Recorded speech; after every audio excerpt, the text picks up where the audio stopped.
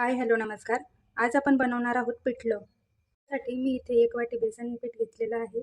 बारीक चिरलेला कांदा, बारीक चिरलेला लसूण, 2-3 बारीक चिरलेल्या मिरच्या, मोहरी, जिरे, हळद, हिंग, बारीक चिरलेली कोथिंबीर आणि चवीपुरतं मीठ. आता आपण बेसन पिठामध्ये थोडी हळद टाकूयात. आता त्यामध्ये पाणी टाकून त्याचं एक बॅटर तयार करून घेऊयात.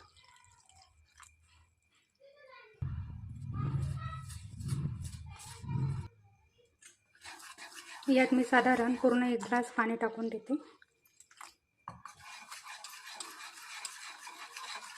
पातळ असा गोल तयार करायचा आहे.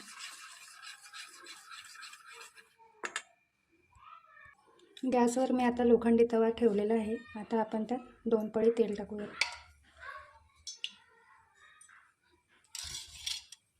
तेल आपलं तापलं आहे. आता त्यात मी राई मोहरी टाकते,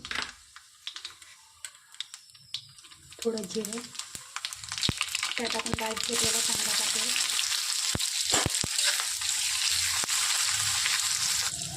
लगेच त्यात थोडा बारीक चिरलेला लसूण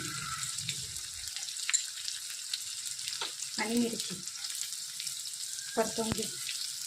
कांदे छान परतून गेलेले आहेत. आता त्यामध्ये मी थोडा हिंग टाकते. आता आपण त्यामध्ये हा बेसन पिठाचा घोळ टाकूया.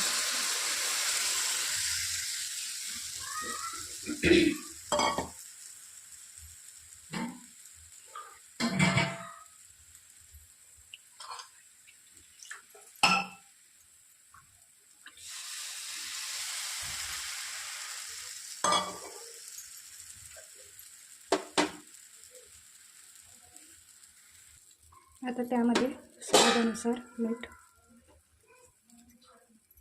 आणि बारीक चिरलेली कोथिंबीर. आता चांगल्या प्रकारे त्याला परतवत राहू.